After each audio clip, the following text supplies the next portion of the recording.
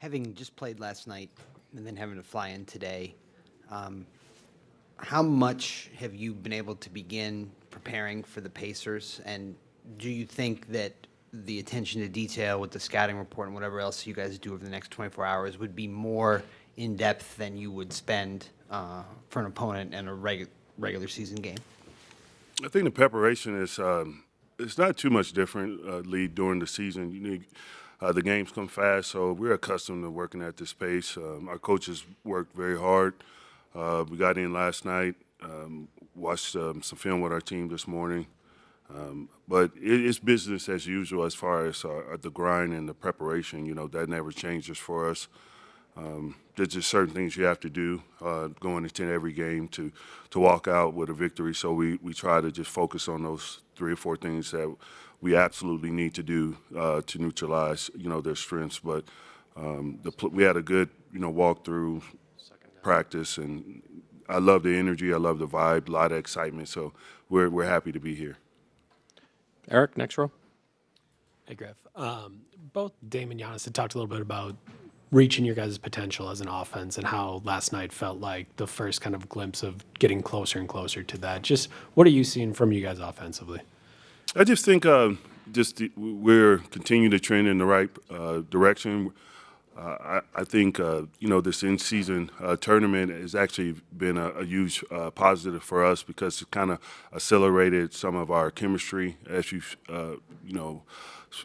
saw last night, we were really clicking on all cylinders. Do we expect to score 140-plus points every night? No, but I think the execution was there, getting in the paint, making the right reads, playing off each other, sharing the ball. I think we had 32 assists. The ball was hopping. Those are positive. Those are things that we can duplicate game after game. Are we going to score that many points? Obviously, probably not. But I love the concepts behind it, the discipline behind of executing versus a very good Knicks team. And I know tomorrow is going to be another opportunity for us to, we got to be disciplined on both sides of the floor. Indiana's fast. They get the ball out. They get the ball up the floor. They have multiple ball handlers. They got multiple personnel that can shoot the ball at a high level. So we got to do a lot of things well tomorrow. Front row on your left. Hey, Coach. 2-part question. The new court, being in Vegas, just your early thoughts on the in-season tournament in that, how the atmosphere is, just in the walkthrough. And then second, Malik Beasley.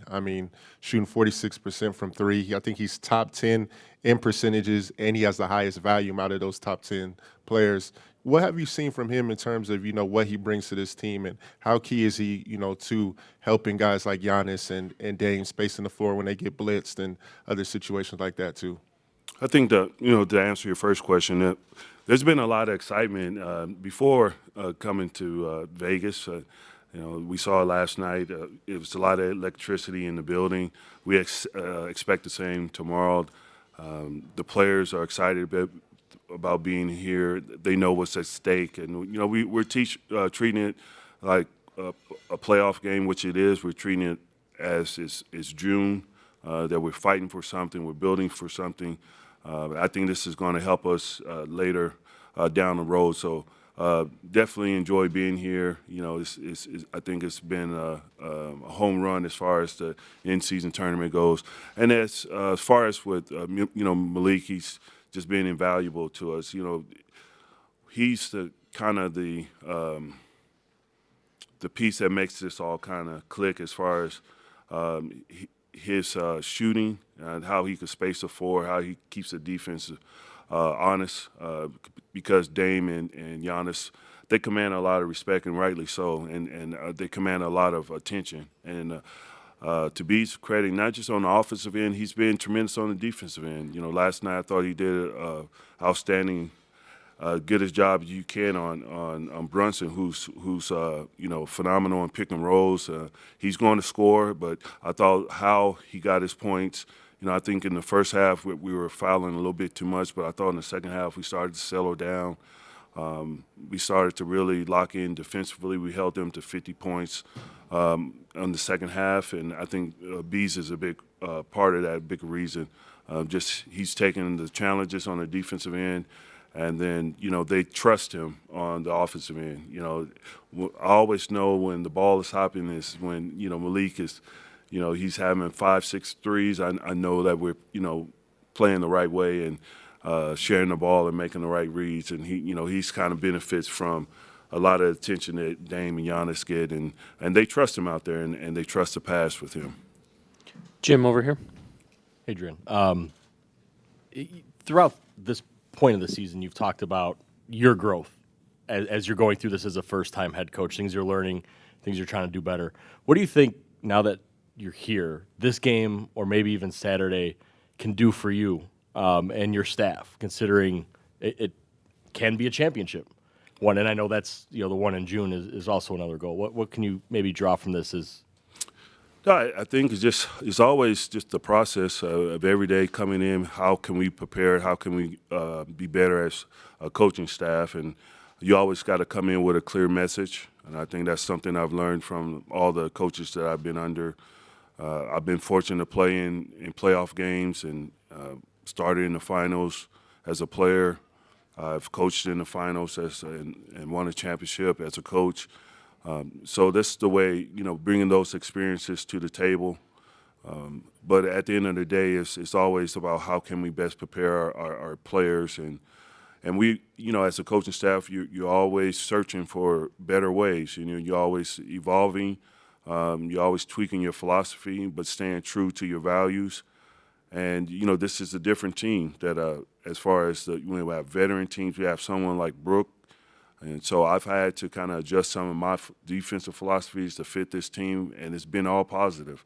When you have someone like Brooke back there spearheading our defense and protecting the rim, you'd be kind of, foolish not to take advantage of it. So he's a big part of why we're continuing to get better on the defensive end. If you look at, especially last game, we were number 2 in protecting the restricted area. We're number 1 protecting above the break 3, number 2 in protecting the corner 3, just on that game alone.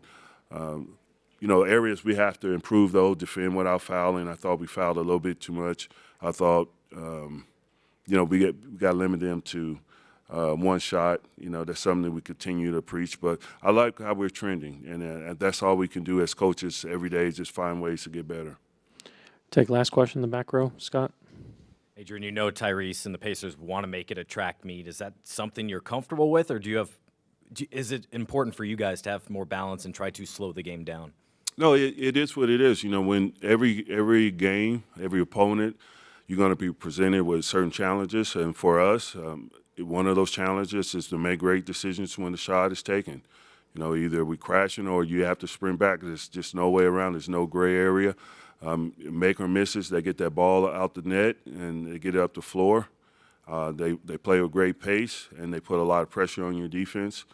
But I also say that your offense is also, oftentimes your best defense as well. When we execute, when we take care of the ball, that's ways to keep them out of the open floor.